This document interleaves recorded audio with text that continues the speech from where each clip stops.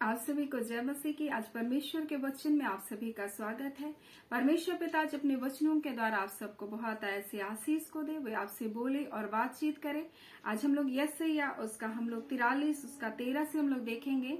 मैं ही परमेश्वर हूँ और भविष्य में भी मैं ही हूँ बोल रहा है, और मेरे हाथ से कोई छुड़ा ना सकेगा, और जब मैं काम करना चाहूँ तब कौन मुझको रोक सकेगा।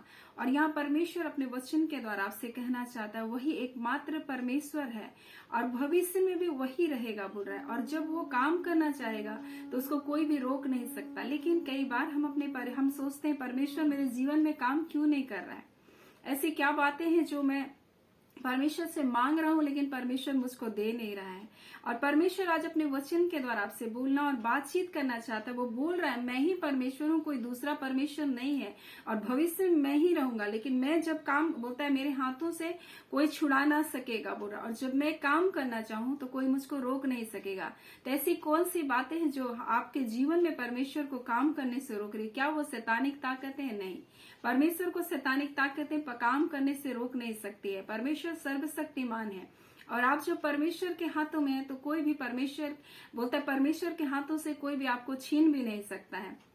और इसलिए बोल रहा है मेरे हाथों से कोई छुड़ा ना सकेगा, और जब मैं काम करना चाहूं तब कोई मुझको रोक नहीं सकेगा। जब आप परमेश्वर को अपना जीवन को दे दिए हैं, परमेश्वर के हाथों में अपने जीवन को समर्पित कर दिए हैं, तो परमेश्वर आपसे कहना चाहता है कि वो आपका परमेश्वर है और भविष्य में वही आपका परमेश्वर है।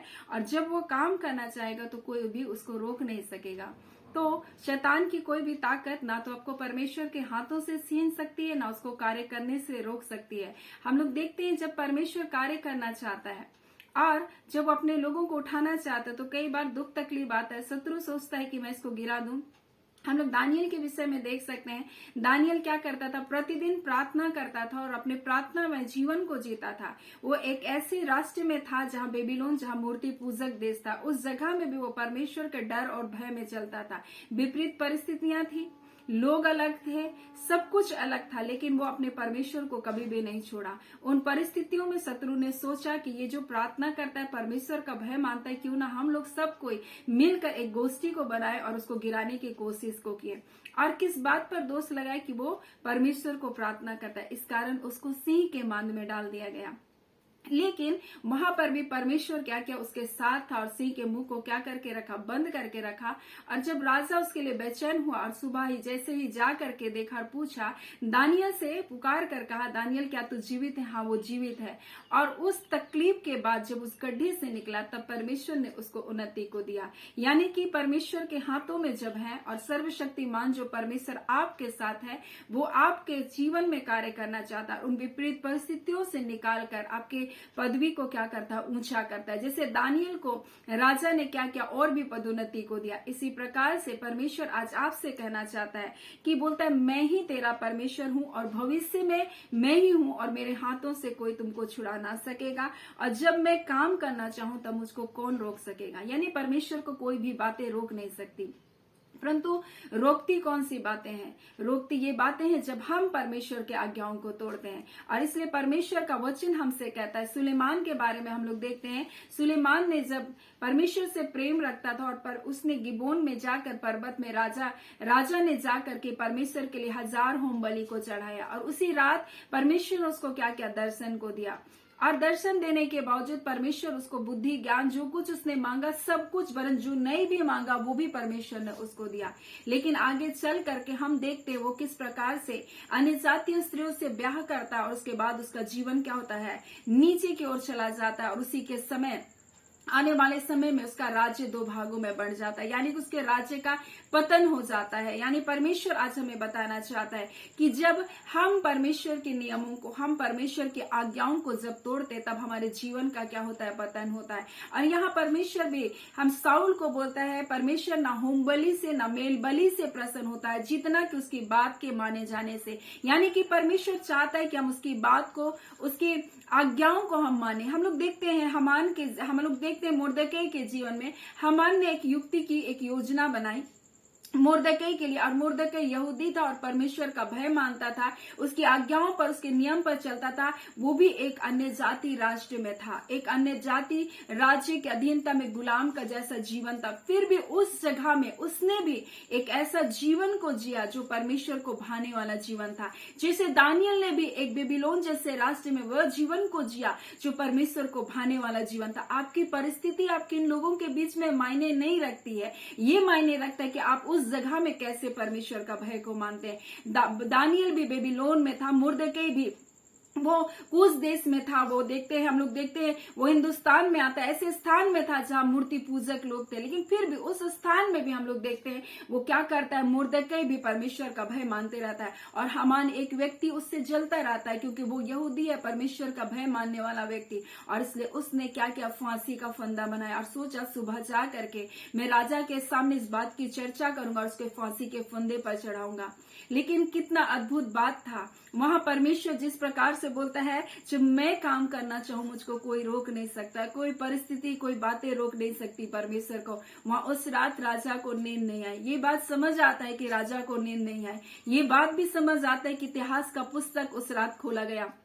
लेकिन आप देखिए उसी पन्ने पर खुला जहां पर मुर्दकई ने राजा के साथ भलाई को किया। यानी वो सर्वशक्तिमान परमेश्वर आपके जीवन में चाहे कुछ भी क्यों ना होता रहे, लेकिन शत्रु जब योजना बनाकर आपके जीवन को हानि के लिए कर सकता है, उसी जगह परमेश्वर आपके साथ भलाई कर सकता है। और वहां उसी रात देखते उसी पन्ने पर राजा क्या करता है, मुर्दकई की बातों को वो पढ़ता है जो उसने राजा के साथ भलाई किया। और जहां उसके लिए फांसी का फंदा बनाया गया था, उसी दिन दूसरे दिन जहां उसके लिए मृत्यु की योजना बनाई गई थी, उसी दिन परमेश्वर ने उसको ऊंचा उठाया। वही परमेश्वर आपके साथ है। आप चाहे किसी भी जगह, किसी भी परिस्थिति में क्यों ना हो, लेकिन आप जब परमेश्वर का भय को मानते, आपका जीवन जब परमेश्वर के हाथों में है, परमेश्वर आपसे कहना चाहता है कि आपको क्या करेगा, जब वो कार्य करना चाहेगा कोई उसको रोक नहीं सकता। लेकिन रोकने वाले हम होते हैं। कारण ये है कि हम परमेश्वर की आज्ञा को, परमेश्वर के नियम को, परमेश्वर की विधियों को हम पालन नहीं करते। और इसीलिए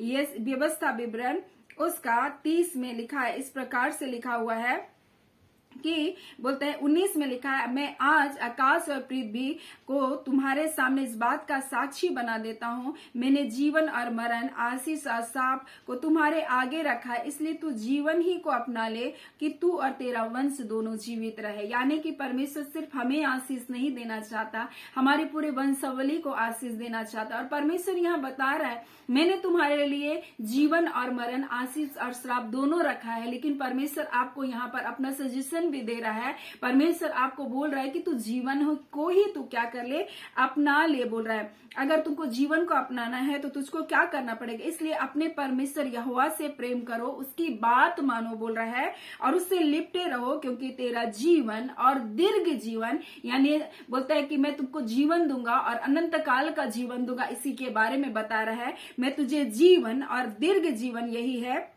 और ऐसा करने से जिस देश को यहोवा ने अब्राहम, इसहाक, याकूब और तेरे पूर्वजों को देने की शपथ दिखाई है, उस देश में तू क्या करेगा, बसा रहेगा। यानी कि हमको स्वर्गीय कनान देश को देने का परमेश्वर ने वादा किया है। और अगर हमको वहां पर बसे रहना है, अगर हमको आशीषित जीवन को जीना है, और इस पृथ्वी में भी परमेश्वर हमको कनान, दूध और मधु जैसी धारा के देश में, जैसा कनान का देश, अगर हमको वैसी परिस्थितियों में अगर हमको जीना है, तो हमको क्या करना पड़ेगा, परमेश्वर की बातों को मानना पड़ेगा, उससे प्रेम करना पड़ेगा, उससे लिपटे रहना पड़ेगा। तब ना सिर्फ हम परंतु हमारे वंश के लोग भी क्या करेंगे, आशीष को पाएंगे। इसलिए परमेश्वर बोल रहा है, मैं ही तेरा परमेश्वर हूं और भविष्य में मैं ही तेरा परमेश्वर बोलता है रहूंगा, बोलता है मैं ही परमेश्वर हूं, बोलता है मेरे हाथ से तुमको कोई छुड़ा ना सकेगा, और जब मैं काम करना चाहूं तब मुझको कौन रोक सकेगा।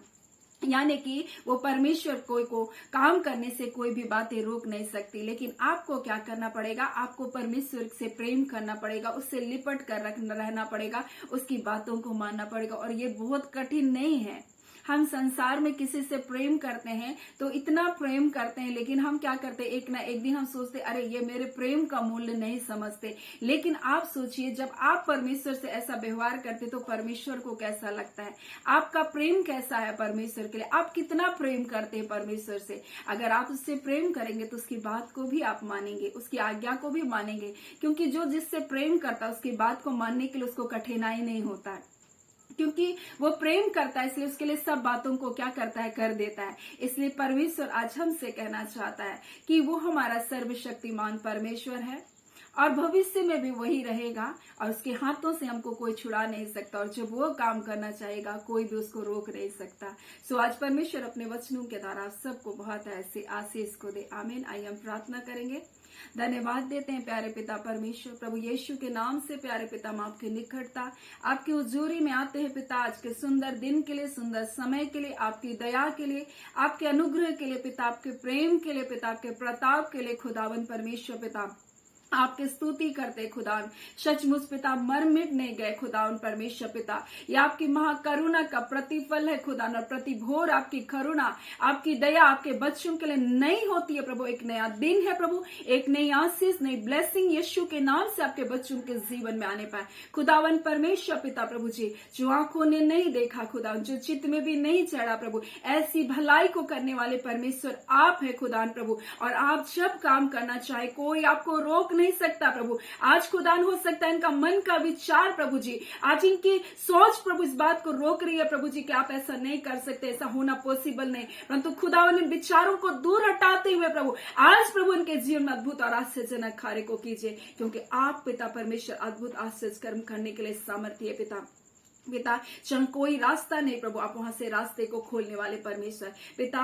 हर बीमारी, हर प्रकार का परमेश्वर अंधकार परिवार से यीशु के नाम से जाता रहे खुदान प्रभु। अद्भुत कार्य हो परिवार के लिए प्रभु, और पिता वो आपकी गवाही का कारण बन सके खुदान प्रभु, आपके नाम की महिमा का कारण बन सके। आप अपने गवाहों को खड़ा कीजिए प्रभु जी आज के दिन प्रभु, और अपने अद्भुत आश्चर्य कर्म दिखाकर प्रभु इस बात को बताइए खुदान परमेश्वर कि आप अपने बच्चों के साथ है खुदान प्रभु। आप ऐसा कर रहे पिता, आपका धन्यवाद करते। आप मेरे अच्छे पिता है प्रभु जी, आप हमारे भले पिता है परमेश्वर। आप अपने बच्चों से बहुत प्रेम करते खुदान प्रभु, इतना प्रेम खुदान जो हमारी सोच हमारी समझ से परे प्रभु जी। आज वही प्रेम खुदान प्रभु उनके जीवन में आने पाए खुदान परमेश्वर, आज वो शांति आने पाए प्रभु जी, आपके प्रेम से परिपूर्ण हो जाए खुदान परमेश्वर पिता। जो प्रेम आपने किया परमेश्वर पिता प्रभु, अपने बेटे यीशु को देखा, उस प्रेम उस तरस को प्रभु जी अपने बच्चों के हृदय में आप भर रहे प्रभु, आपका धन्यवाद करते।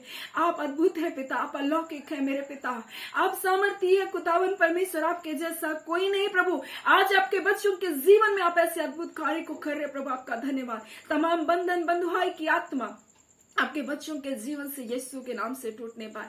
आपने आजादी और जय अपने बेटे यीशु में दे दिया है प्रभु। आज आपके बच्चों में कोई श्राप नहीं, कोई बंधन नहीं है प्रभु जी, आपके बच्चे आजाद है परमेश्वर पिता। इस बात को हम आपके बच्चों के लिए यीशु के नाम से घोषणा करते हैं, इनके पाप इनके श्राप मिटाए गए हैं प्रभु। हम इस बात को प्रभु जी हाँ पिता परमेश्वर के जीवन के लिए घोषणा करते हैं कि क्या आपने अपने बेटे यीशु के लहू को प्रभु जी बहाया इनके पापों की क्षमा के लिए। हम आपका धन्यवाद करते हैं, आपके अद्भुत आश्चर्यजनक कार्य को आपने अपने बच्चों के लिए कर रहे प्रभु, आपका धन्यवाद। आपको परमेश्वर हृदय से धन्यवाद देते हैं पिता। प्रार्थना हम यीशु के नाम से मांगते खुदावन परमेश्वर, दया सुन अनुग्रह से ग्रहण कर लीजिएगा। आमीन। परमेश्वर पिता सबको बहुत ऐसे आशीष को दे। आमीन।